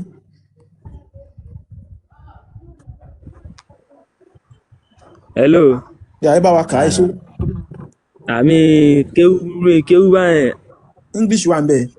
Àbí kí n gbé Yorùbá wá? Ẹni. English náà wà mí bẹ̀ o. Oh yeah. It's not appropriate for a prophet to illegally withdraw hood, spoil of war, and whoever does so, it will be hailed against them on the day of judgment. Then every soul will be paid in full of what he has done, and none will be wronged. Ẹ ṣe. Ṣé nǹkan tẹ́ ẹ kà yẹ sóye yín? Àkọ́kọ́ nìyẹn. Ṣé nǹkan tẹ́ ẹ kà yẹ yín? Àbí kẹ́mi kà kó lè bá a yé yín dáadáa. Ẹ̀ka. All right. Torí àìlágbọ̀yé káàkà nǹkan nílẹ̀ Yorùbá àwọn Mùsùlùmí illiterate ló jẹ́ tí wọ́n ń tẹ̀lé. Wọ́n tẹ̀sán pé tí yàrá bá fẹ́ jọyàn yẹn máa ń jọ́ lájọjù ni, ṣe understand? So téèyàn bá tẹ̀lé ẹni tí ò lè kọ tí ò lè kà, oyè yín tí ò lóye, so tíyàn náà bá tẹ̀lé èyàn ò fẹ́ jọ́ lájọjù. So ó ṣeé ṣe kíyàn tiẹ̀ mọ̀ kankan rárá nínú ayé, ṣe understand? Torí Muhammadu la tẹ̀lé. So now nǹkan tó wà ní báyìí ni pé Quran 3 verse 161 ní ẹlẹ́kọ̀ọ́kalẹ̀ screenshot ẹ̀. Ó ní it is not appropriate for a prophet to illegally withhold spoils of war. Ó ní kò lẹ́tọ̀ọ́ fún òjíṣẹ́ láti jí mú nínú ọrọ̀ ogun.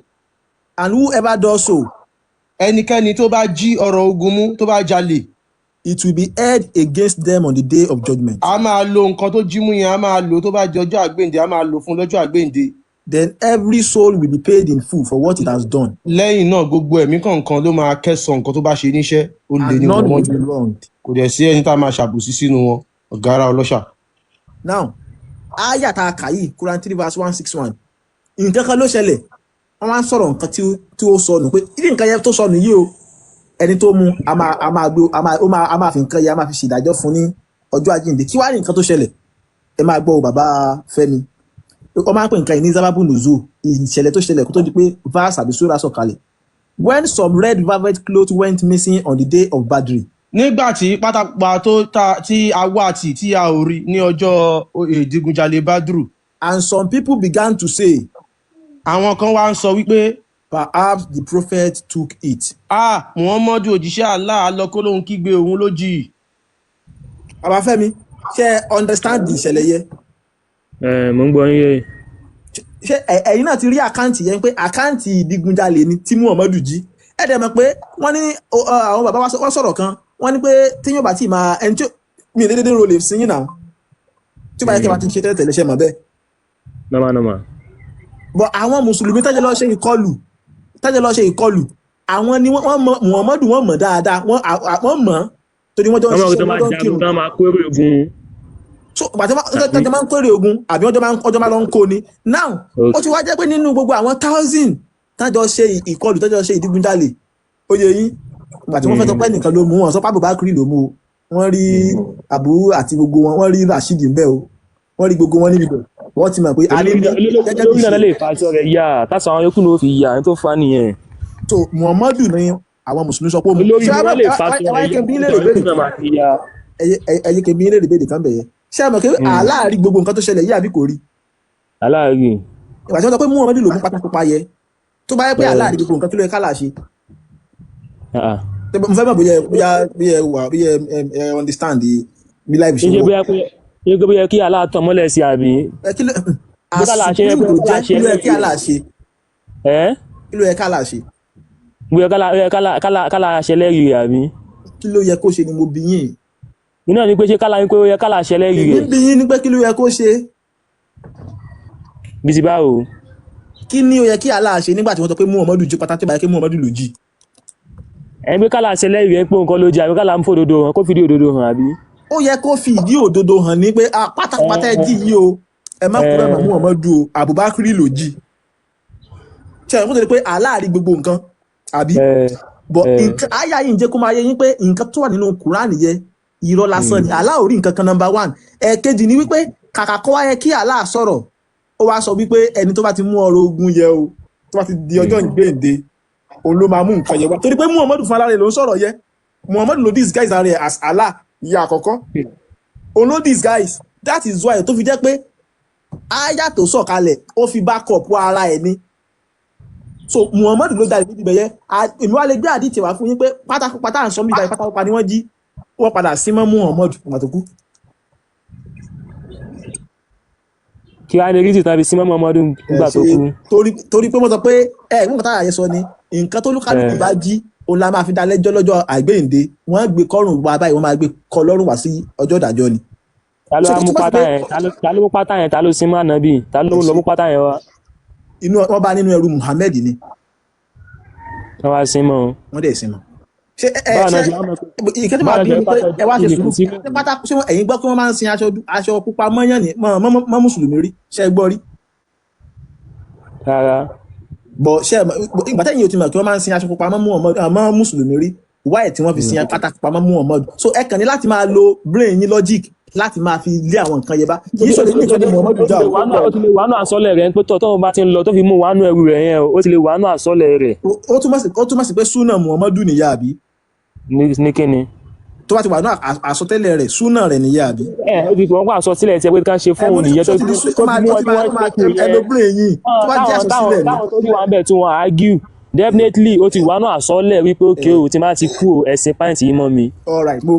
Ní ti ara ti ẹ̀ pé kò kọ́ dandan fáwọn yòókù. Mo fẹ́ agree pẹ̀lú yín. Tó bá jẹ́ kó wà nínú àkọsílẹ̀ Muhammad even though kò sí nínú ìgbà súnà Muhammadu nìyẹn bẹ́ẹ̀ dẹ̀ ni gbogbo mùsùlùmí ti máa ṣe. Ṣé mùsùlùmí máa ń ṣe pátá? Nǹkan pè súnà nìyẹn. Ẹ ṣe sùúrù àwọn kọ́lẹ́ Muhammadu lákọsílẹ̀ nǹkan báyẹn. Ẹ̀kejì ni pé tó bá rí bẹ́ẹ̀ wáyé tí ẹ̀yin mùsùlùmí ló fi máa sin pátákó pamọ́ àbí aṣọ pupa kẹ́ máa sin mọ́ àwọn òkú yín. Mistake tẹ́ máa ń ṣe nìyẹn. Mo ní kí n ti bá aṣọ sílẹ̀ ó yàtọ̀ sí. Kò wá sí aṣọ sílẹ̀ o, kò sí nǹkan tó ń jẹ́ bẹ́ẹ̀. Ok ní sáàdì táyìn fi view rẹ̀. Ẹ̀yẹn mú ẹ̀rí wá ń gbà yẹn. Kò mí ṣe ọ̀rọ̀ ilé ayé yóò lọ fà. Tẹ́yìn lẹ́rìí nǹkan tẹ́ ẹ sọ ni. Ànábì ò kéré nítorí ànábì kò wá lè ṣe nǹkan tí ò lẹ́rìí tó dẹ̀ fi mú àwọn sàábé tó wà ń bẹ̀ tí wọn ò dispute ẹ̀ tí wọn ò àsìn tí wọn argue pẹ̀lú ẹ̀ definitely àsọsílẹ̀ ti wà láàrin wọn nìyẹn ó lè máa link out. Hello. tẹ́rí ẹ̀dọ̀ yìí Hello. ṣe understand. kí ni jẹ́ Hello sir. yọ mímọ̀ bọ́ ẹ má bínú. ṣé ẹ mọ̀ kí nínú Islam ṣé ẹ ti gbọ́dọ̀ yìí rí ìmọ̀ládì ní ọgbọ́n orí ògbé. normal. so nǹkan tẹ́ ẹ̀ ń sọ kò sẹ́rìí fún ọgbọ́n orí kọ́ náà fi ń ṣe Islam. tó bá yẹ kẹ́ bá lọ́gbọ́n ni àwọn nǹkan tá a ti mú jáde fún yín yìí ó yẹ kí brain ti jí. àkọ́kọ́ náà tó ṣe níbẹ̀ ni pé iṣẹ́ tí ilẹ̀ ń ṣe wọ́lá wípé àánú tó kàn ń ṣe níbẹ̀ ni wípé. ẹ̀yẹ́ má ti kàánú wa ṣe understand nǹkan tájọ́ kà ní àlàyé tájọ́ ṣe ní àti mú pósí gidi làálà àtijọ́ ṣàlàyé ẹ̀ fúnra wa. so ọgbọ́n orí wọn kọ́ ni wọ́n fi ń ṣe Islam tẹ́ bá rò pé ẹgbọ́n nídìí ọgbọ́n yín nínú Islam even though ẹgbọ́n ẹ kàn fẹ́ try láti justify nǹkan tẹ́ ẹ gbọ́ yẹn pé ó ṣeé ṣe báyìí.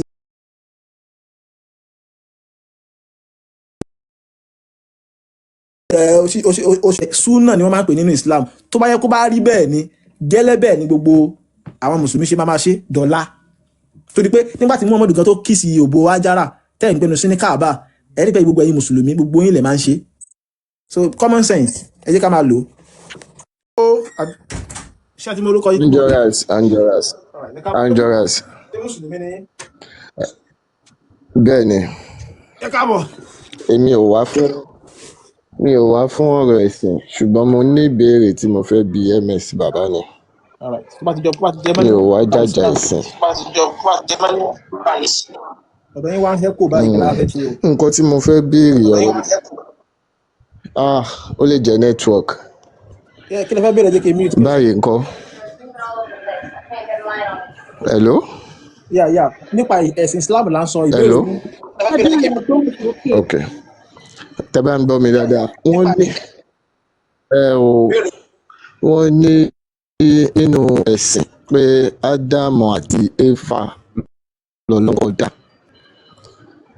Mo ní kí àkọ́kọ́ nǹkan tí mo fẹ́ béèrè ni nígbà t'Ọlọ́run wá dá Ádámù àti Éfà mo fẹ́ béèrè pé níbo ni orísun Yorùbá ti wá tó bá jẹ́ Ádámù àti Éfà lọ́lọ́run kọ́kọ́ dá.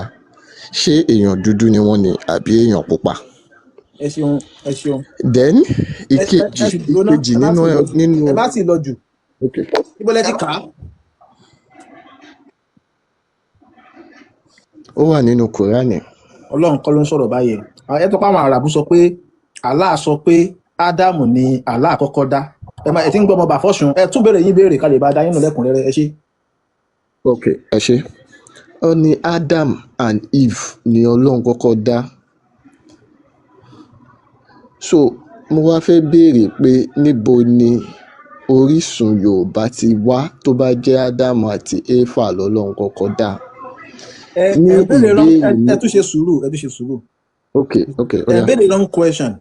nǹkan tá ẹ sọ yẹ ìbéèrè tẹ béèrè yẹ ibo lẹ ti kà á. ó wà nínú Bíbélì ó wà nínú Kùránì náà. ibo ni Bíbélì ti wá. ibi tí Bíbélì ti wá. bẹ́ẹ̀ ni ibo ló ti wá. àwọn wo ló mú wá. wọ́n mú wá láti ilẹ̀ Ísírẹ́lì ni. ilẹ̀ Ísírẹ́lì so àwọn ọmọ Ísírẹ́lì sọ pé Yahweh sọ pé Ádámù ni Yahweh kọ́kọ́ dá. ibo ni Quran ti wá. ó wá láti ilẹ̀ Lárúbáwá. so tó túmọ̀ sí pé àwọn Lárúbáwá sọ pé Allah sọ pé Adam ò ní Allah kọ́kọ́ dá. bẹ́ẹ̀ ni.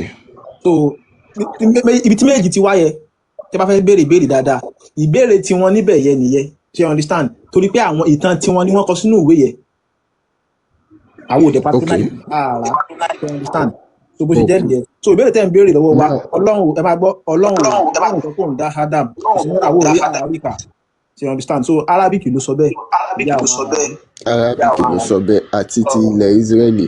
Ìbéèrè tí mo tún wá fẹ́ béèrè ni pé níbo ni orísun Yorùbá ti wá.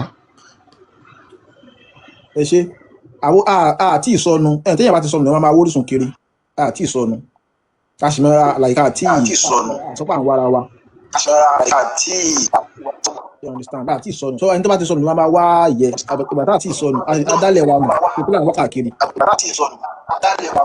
ẹ ṣe ní ìbéèrè mi.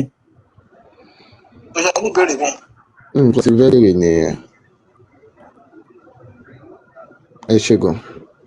ẹ ṣe ṣe káà náà béèrè lọ́wọ́ yín.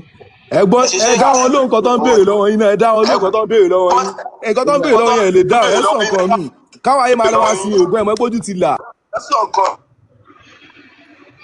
mo kí mo fẹ́ gbọ́ bóyá mo lè dá wọn. mo kí ẹ dá wọn lóhùn kan tó ń béèrè lọ́wọ́ yín. mute now èèyàn ọmọ mùsùlùmí yìí ẹni tó ń béèrè wípé ibo ni orísun Yorùbá so mi ò a ní láti kọ́kọ́ confam ṣé ọmọ Yorùbá ni wọ́n torí ọmọ Yorùbá ò lè wá máa béèrè wípé ibo ni orísun Yorùbá now nǹkan tí màá fi dá yín lóhùn kò lè rárá ìgbà wo ni ìtàn Adam and Eve Adam and Eve tá à ń sọ yìí was around 6,000 years ago wọ́n sì rí orí skull ní ilẹ̀ Yorùbá tó ti lò over 10,000 years ago ṣe understand tẹ́ bá tẹ̀ sí Google fún ara yín pé ìgbà wo ni ìran Yorùbá ti ń exist wọ́n á dá yín padà bí 7th century BCE so torí pé ọ̀pọ̀lọpọ̀ àwọn tó ń ṣe ẹ̀sìn Islam wọ́n jẹ́ illiterate ẹni tó gba Islam wá illiterate ni òun ló ń falẹ̀ fi máa ń béèrè àwọn ìbéèrè kan tó jẹ́ pé ẹ̀gbọ́n yín gángan ni illiterate lẹ́fi máa ń béèrè àwọn ìbéèrè kan tó jẹ́ pé ìbéèrè yẹn ò mọ́pọlọ wá ogun kẹ́hìnsìn yìí ń sọ pé ẹ dá wọn lóhùn ìgbà wo ni Adam and Eve about 6,500 years ago we've been existing before then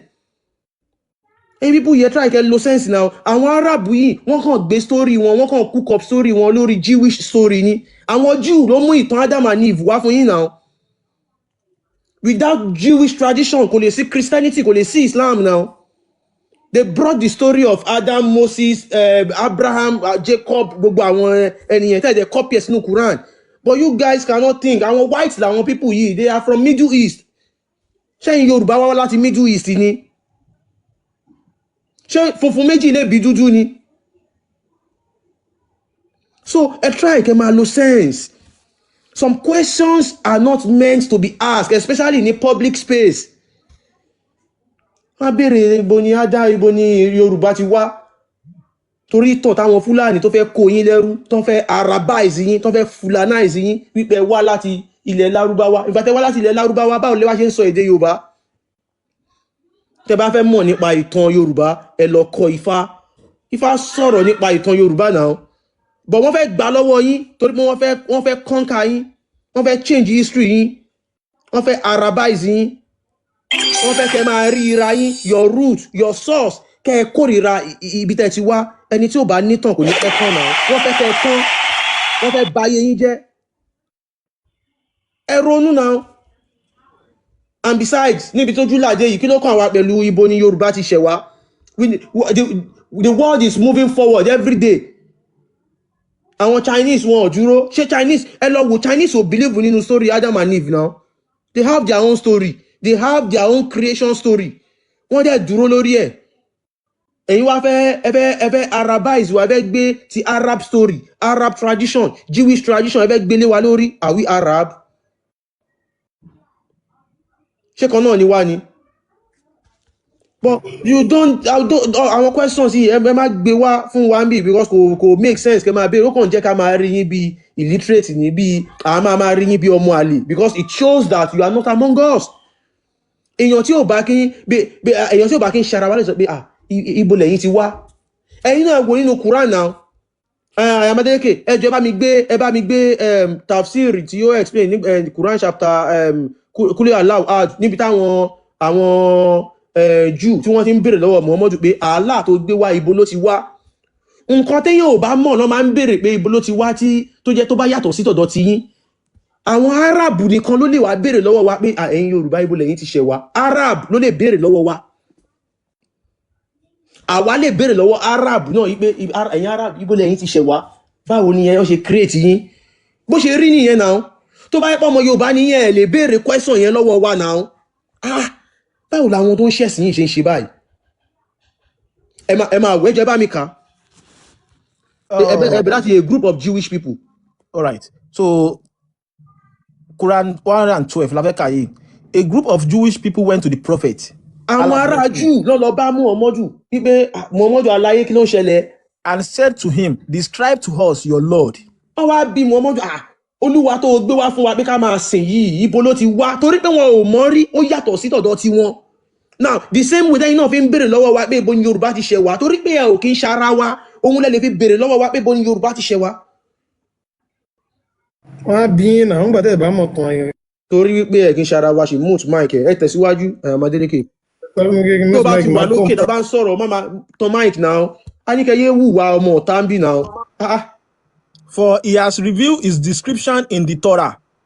àwọn Júù yẹn sọ pé Yahweh tọ̀dọ̀ ti wá o ó ti ṣàlàyé ara ẹ̀ fún wa bó ṣe rí nínú Torah Allah tí wọ́n gbé wá yìí torí pé Allah ó yàtọ̀ sí Yahweh Allah tí wọ́n gbé wá yìí báwo ló ṣe rí ibo ló ti ṣẹ̀ wá. Tell us, what is he made of? Ṣàlàyé fún wa kí ni wọ́n fi mọ́. And to which species does he belong? Ibo gan ló ti ṣẹ̀ wá. Is he made of gold, copper or silver? Ṣé wúrà ló fi mọ́ ni àbí fàdákà àbí pàǹdà? Does he eat and drink? Allah tó gbé wá yìí ṣó máa ń jẹun ṣó máa ń mu omi ṣó máa ń mú ẹ̀jẹ̀ kí ló ń jẹ báwo ló ṣe rí. Who did he inherit this world from? Ọwọ́ ta ló ti jogún ayé Allah tó gbé wá tó ní ká máa sìn yìí ìgbà tó bí Muhammadu ní question Muhammadu wá káwọ́ sókè ó ní ẹ dúró ó ṣe bí oníwárapá ìgbé ẹ mọ báwọn pásítọ̀ yìí máa ṣe èèlì bí Muhammadu ṣe ń ṣe mo ṣe ń ṣe fún yíyan tó bá ti fẹ́ gba àyà ó sáré aláyé sáré rori kan ní kúlíhù Allahu Allah tẹ́ ń béèrè iye ọyọ kan ní Allahu Samad kò lórogún lámúyẹríjí wọn lámúyúlad kò bímọ ẹnìkan ò sí bí ọlámúyẹkùn láwùkú fún àní àgbèdè sẹ́nìkan kan tó jọ ó tán àwọn Júù ló ń bá wí. bàbá wèrè. àwọn ẹ̀yin mùsùlùmí ẹ máa ní ẹ wá káwọ́ sókè ẹ máa ka kúlí Allahu Allah ṣé Júù kan bí yín léèrè ọ̀rọ̀ tẹ́ fi ń sọ kúlí Allahu èèyàn aláṣẹ dànù torí pé ẹ lè ronú. It is only if you are not among us lẹ́ẹ̀ máa béèrè àwọn question yẹn lọ́wọ́ wa. You must be able to think. Ọpọlọ yín kò sí ńbẹ̀ fún decoration. Ẹ lò ó. Ẹ má béèrè yẹn tẹ́ bá tan máìkì sí. Ẹ má béèrè yẹn lọ́wọ́ àmọ́ tẹ́ bá máa béèrè yẹn padà lọ́lé. Tẹ́ lọ béèrè pé bo ni àwọn baba ńlá kò bàbá yín ti ṣẹ̀ wá. Tó bá pọ̀ ọmọ Yorùbá ni yín. But as for Islam, Allah, òun là ń discuss. Islam, Allah. Ẹ má gbọ́rọ̀ Yorùbá wá fún mi. Ẹ ṣé. Ẹ ṣé. ọ̀rọ̀ nǹkan tó ṣe díẹ̀ ń béèrè mo ṣe ń padà níbi ọ̀rọ̀ Yorùbá bọ̀ mo kọ́kọ́ ní kí n béèrè yẹn náà ni pé ẹ̀dẹ̀ ti fún mi lésì ẹ̀ mo wá fẹ́ béèrè nǹkan mi tí ó tún yé mi nínú ọ̀rọ̀ Yorùbá náà bí aláṣẹ review ṣé mo tún lè béèrè. ẹ wo picture yẹn bá aláṣẹ review. ibi ọ̀rọ̀ ẹ̀sìn ìbílẹ̀ tẹ́ní ká padà sí ọ̀rọ̀ ẹ̀sìn ìbílẹ̀ tẹ́ní ká padà sí nǹkan tó bá ń ṣe nílé wa ni ká máa lọ bá wọn ṣe gẹ́gẹ́ bí ṣe sọ. ẹ mú tún máìkì yín ẹ ṣé. Nǹkan tó ń ṣe nílé wa kò kí ń ṣe ẹ̀sìn àṣà àti ìṣe ni ìṣẹ̀ṣe nǹkan tí wọ́n ń ṣe nígbà tí wọ́n ṣẹ̀ wá sílẹ̀ ìṣẹ̀ṣe nǹkan tí wọ́n ń ṣe it is our source it is our root it is who we are without ìṣẹ̀ṣe we cannot exist. Tí ẹ bá fẹ́ tán lé ayé tẹ́ ẹ fẹ́ parẹ́ máyé òun lẹ máa fi ìṣẹ̀ṣe lé yín lẹ̀ because it tells us who you are. Ẹ jẹ́ ká lo brain ilé yín náà lẹ máa padà sí nǹkan tó bá ń ṣe nílé yín bọ́n ṣe ń ṣe ibẹ̀ lẹ máa padà lọ tí nǹkan kan bá wà níbẹ̀ tẹ́ fẹ́ modernize ẹ̀ nílé yín àṣà àti ìṣe ni it is our culture and tradition it is our identity so you have to be rooted. Ẹni tí ò bá ní gbòǹgbò igi tí ò bá ní gbòǹgbò tí ò bá ní tàkùn kò ní pẹ́ kú wọ́n fẹ́ kẹ́ ẹ kú wọ́n fẹ́ pa yín tán náà ṣe ń gba identity yín lọ́wọ́ yín. Tẹ́ ẹ bá wá fẹ́ béèrè nípa nǹkan tí wọ́n ń ṣe nílé yín ẹ lọ sí ilé yín. Iṣẹ́ tọ̀dọ̀ ti wa òun ni pé ká tọ́ yín sọ́nà ìtọ́sọ́nà là ń ṣe Olódùmarè dẹ̀ ń gba ẹnu wa ṣiṣẹ́ fún àwọn tí ó ní ọpọlọ láti tọ́ ní orí láti rò ṣe understand but as for ẹ̀yin tẹ́ ẹ ṣẹ̀ wá láti ilẹ̀ Lárúbáwá ó máa nira fún yín torí wípé your source your origin is from the Arab. Àwa ọmọ Oòduà ọmọ Orúmọlẹ̀ ọmọ Yorùbá ọmọ àwa tá à ń sọ̀rọ̀ yìí tá à ń sọ èdè tá à ń sọ yìí àwa ò ṣẹ̀ wá láti ilẹ̀ Lárúbáwá a ò dẹ̀ tán mọ́ ìran Lárúbáwá a ò tán mọ́ Adam àti Eve àwa ọmọ kóòtù òjìrì àwa yàtọ̀ tó ti yé yín so tẹ́ bá fẹ́ béèrè nípa nǹkan tó ń ṣe nílé yín ẹ padà lọ sílé yín bọ́ ilẹ̀ lárúbáwá yìí Islam Quran Hadith Allah Muhammad Jubril ẹgbẹ́ wa nǹkan tá a mọ̀ ọ́ jẹ ni torí nǹkan tó ní ìwé ni ìwé ní àdìmọ́ bá yín fẹ́ sí wẹ́wẹ́. ms baba kọ́ má gbàgbé ms baba ìṣẹ̀ṣe ilẹ̀ lárúbáwá náà lẹ́ ń bá wọn ṣe orúkọ tẹ̀ ń jẹ́ wọ́n ti ń jẹ kán tó bí wọn mọ̀ tí ó ti yé yín aṣọ tẹ̀ ń aṣọ lárúbáwá tẹ̀ wọ́n jàlámí àti àwọn aṣọ wèrè tẹ̀ máa ń kó rọ́ra wèrè yẹn wọ́n ti ń wọ̀ kán tó bí wọn mọ̀ so nǹkan yẹn náà lẹ̀ sì ń ṣe wọ́n ti ń pẹran fòkúta kán tó bí wọn mọ̀ ẹ̀dẹ̀ ṣe ń pa náà sìn ẹ jí ẹ má sùn ẹ jí ẹ má sùn gbogbo òṣìṣẹ́ kan ṣe wasting of time ni ẹ̀yin náà wá dúró owó tán kó lọ síbẹ̀ yẹn táàdẹ̀ ní hospital nínú nàìjíríà ṣé gbogbo yín ò lè jókòó kẹ gbé black card àbí kí lẹ máa fi ń polówó fún gọ́ọ̀mẹ̀ntì pé ẹ fẹ́ nǹkan kan yìí kẹ kọ́ síbẹ̀ pé owó yẹ ẹ jọ ẹ fi bá wa ṣe ẹ ti lọ owó yẹ ẹ jọ ẹ fi bá wa ṣe hospital fáwọn ẹ wọ ẹ ní sùúrù jàre owó yẹ fi bá wa ṣe hospital fáwọn olóyún tó ń bímọ irú bàbá tó ń pariwo tó fẹ́ béèrè questions last month tíyàwó wọn fẹ́ bímọ wọ́n ranjú lọ hospital nítorí wọn rówó tábàdé outside country ọ̀fẹ́ là ń bímọ ọ̀fẹ́ ní gbogbo ẹ̀ tẹ́ máa fi rú tẹ́ máa fi sọ ọ̀fẹ́ ni bọ́n á máa wá bẹ́ẹ̀ máa pariwo lórí burúkú èmi mo ní temperature gidi torí inú yín bí mi ẹ ti kó mi lẹ́rù ti pẹ́ ẹ̀ ń ṣe eré ni. ìyàwó díẹ̀ bí mo ṣe ń try láti dẹ̀ fún wọn ṣe lẹ tó ń fà lẹ tó ń tún lẹ tó ń dè ní líle ẹ má fún wọn lọ́rùn pa díẹ̀ ni kò easy ìkónilẹ́rù ni ọpọlọ ni wọ́n ti lo ọpọlọ wọn ni. ẹ jẹ́ a béèrè question. oh Mr. Isaac ẹ káàbọ̀ kí ni ìtumọ̀ Isaac.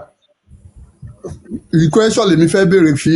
ẹ má mo kàn fẹ́ mọ̀ question ni fẹ́ béèrè. mo fẹ́ mọ̀ bóyá ọmọ lárúbáwá ni kí ni ìtumọ̀ Isaac. number one jẹ́ n béèrè. kí ló ń bẹ ní lẹ́rù. ó sì wí báyìí àwọn Adeleke kò lè sọ tún mọ orúkọ ẹ̀.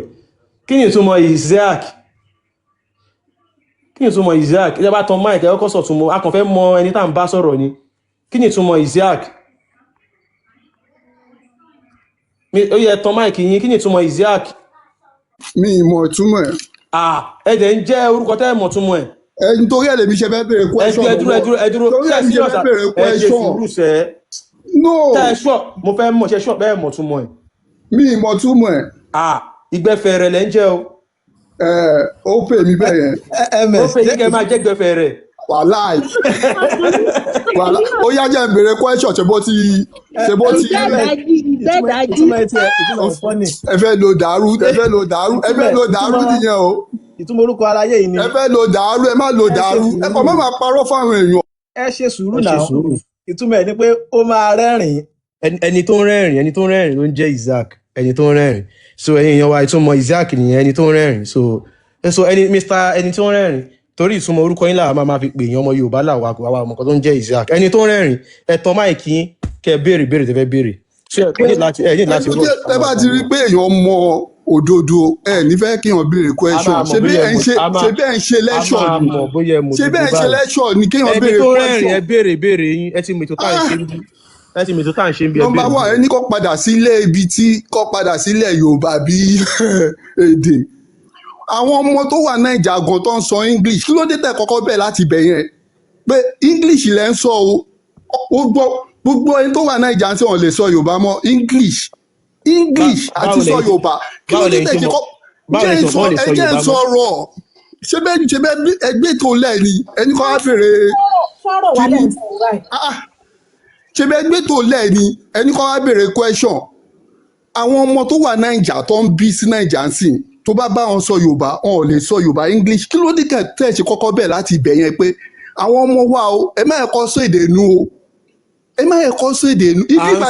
à ń sọ Mr. Isaac jẹ́ ń sọ̀rọ̀ ẹ jẹ́ ń finish ọ̀rọ̀. ẹ ti béèrè first question àwọn ọmọ tó wà ń bíbá igan wọn ò lè sọ Yorùbá. à ń sọ Mr. Isaac nínú yín gan.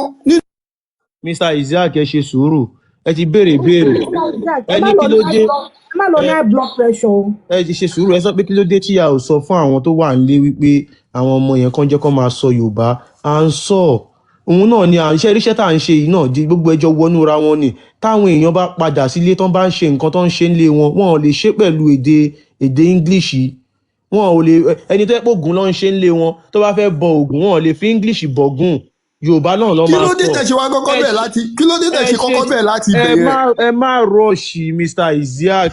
no nǹkan tó ṣẹlẹ̀ ni pé bẹ́ẹ̀ ṣe ń kí ló sọ̀rọ̀ dé yìí tẹ̀ ẹ ṣe ń kọ́kọ́ sọ̀rọ̀ bẹ̀ bí pé inú láti. bí yín ẹ máa ní ẹ rọra inú blood kọ́ ló sọ̀rọ̀ ń gbé mi kí ló. ẹ máa ẹ ní blood rọra pressure sọ̀rọ̀. o ẹ máa lẹ́jẹ̀ rúru o ẹ máa lẹ́jẹ̀ rúru ms bẹ́ẹ̀ bàbá ṣe yìí o. orúkọ yẹn ti ń ká wọn lára, wọn ọmọ túmọ̀ ẹ̀, orúkọ yẹn ṣàjèjì sí wọn. ms bàbá orúkọ yẹn ti ṣàjèjì, ẹ̀rù ń bà wọ́n. àwọn òbí kọ́sítọ́mà mọ̀ wọn kí kọ́sítọ́mà tó máa pọ̀ ntúgú fún mọ́ ara ń ta so bàbá. Mr. Isiaq ẹ kàn ṣe sùúrù mo understand yín.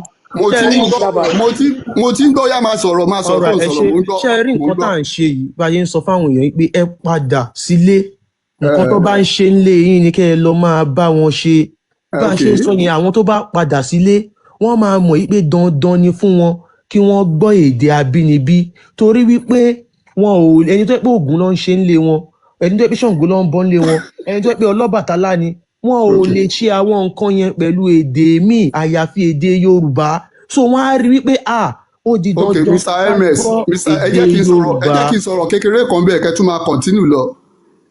ìgbà tí ẹ ò lè sọ English ká fi sọ kínní àwọn ọmọ tó wá ti wá ń sọ English láti nílẹ̀ Yorùbá báwo lẹ fẹ́ ṣe yẹn.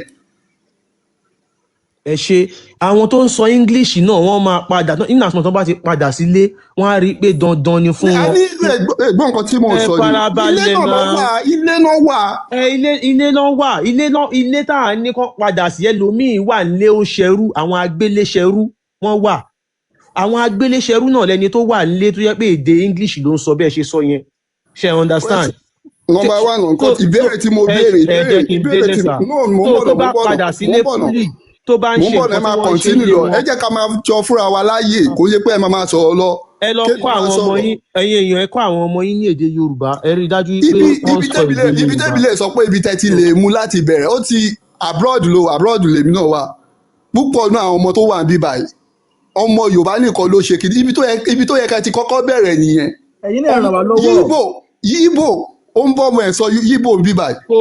táwa ló sọ fún yín pé mi tí mo wà ń bì mi ò bọ́ ọmọ mi sọ Yorùbá ṣé bí nǹkan tá à ń sọ nìyẹn ẹ̀yin náà bẹ́ẹ̀ ṣe wà ń bì. nǹkan tí mò ń sọ ní. ẹ farabalẹ̀ ẹ̀yin náà ẹ lo péjì yín. èwo ni ká wá máa ní wọn lára bíbá ẹ̀ dẹ̀ padà sílé yín. a ní nǹkan tó yẹ ká ṣe lórí àpùtẹ wà yìí ẹ kọ́kọ́. bẹ́ẹ̀ni sọ̀rọ̀ ò lè má kọ́ wa ní ta fẹ́ ṣe. ẹwọ ọkọ èèyàn kan o ẹwọ bàbá èèyàn kan o ìwọ ló fẹ́ máa kọ́ wa ní nǹkan tá a fẹ́ ṣe adọ́tì ni wà náà. adé mu sí láì ṣe bébì grown up man àgbàlagbà ọkùnrin. mo feel like bẹ́ẹ̀ ni kí wọ́n plant ẹ̀ wá ni so ó wá pẹ̀lú script so script yẹn kan tó fẹ́ rán mọ́nu tí lè fi ṣúlẹ̀ nìyẹn ẹ̀yin náà lè ràn wá lọ́wọ́ náà ẹ̀yin náà lè máa ṣe. káwọn náà tiẹ̀ lọ tán kámẹ́rà kan bẹ̀rẹ̀ sí sọ fáwọn èèyàn pé kán lọ kọ́ wọn mọ̀ wọn lédè Yorùbá àwọn àdàgbà má dànù ọlọ́pọlọ dídìrín ọkọ èèyàn kan náà dẹ̀ lélẹ́yìí ọkọ lásán ìkejì ajá òun náà pẹ́ pọ̀n sábẹ́ ó náà ń noko arìndìn ó sọ̀rọ̀ tó ń dà lẹ́nu ejejejejejejejejejeje ms náà wàá fẹ́ máa explain fún ms bàbá ìgbà mi ẹ ti ju gbogbo ẹ mọ̀ pé ẹ̀jọ̀ ànábì lọ ẹ ti ju gbogbo nǹkan tẹ́ fẹ́ máa ṣe yìí lọ ẹ á fẹ́ máa explain fún tani láàrú wọn kó náà lọ tan kámẹ́rà kó bẹ̀rẹ̀ sí ní sọ̀rọ̀ ìṣòro bí ó easy ni àtàárọ̀ tẹ́ ti jí lẹ ti bọ́ sórí life lẹ ti ń sọ̀rọ̀ fáwọn èèyàn ẹ wo bọ̀dá tó kọ́kọ́ wá lẹ́ẹ̀kan yẹn pẹ̀lú bóyá gbágídí wá wọ́n tún padà cool orúkọ yẹn tẹ́ ẹ sọ yẹn orúkọ yẹn ló ka ó dùn kò mọ̀ pé kùtàpù lórúkọ wọn máa jẹ́ ìgbẹ́ lásán arìndí ẹni tó rẹ́rìn ṣé tó bá jẹ́ gbà tí wọ́n gbé ìwọ dání lọ́jọ́ kó mọ̀ ẹ̀ wọ́n sọ fún ìyá ẹ̀ pé ẹni tó rẹ́rìn ló máa jẹ́ ìyá ẹ̀ yẹn kò ní ṣépè fún àáfàá tó fẹ́ fún lórúkọ ẹ̀yin arìndí àgbàlagbà gbọ́ ọjọ́ ẹ wá fẹ́ máa explain àwọn kan wà tẹ́lẹ̀ ẹ̀ nídìí láti máa explain ẹ kàn mọ́ fojú àwa gbolẹ̀ ni ms bàbá ẹ fojú wa gbolẹ̀ láàrin àwọn àyè kan èmi ò láìkí ẹ o ẹ ti ju gbogbo kíní yẹn lọ náà ẹ wá máa fẹ́ máa explain pé yín kọ́ ọmọ yín ní Yorùbá ta ni ò mọ̀ pé àwọn ọmọ yín gbọ́ Yorùbá. ẹ ṣeun ó tiẹ̀ fọ́ ní kí ni ìtumọ̀ orúkọ ẹ ṣe wá di wọ́wọ́ àwọn yẹn wá kàn jẹ́ and these are the things tá à ń sọ ìwọ́n tó fẹ́ káwọn yẹn máa sọ Yorùbá lò gbórúkọ Lárúbáwá sórí ẹ jẹ́ ká mọ̀ nǹkan tá à ń ṣe o.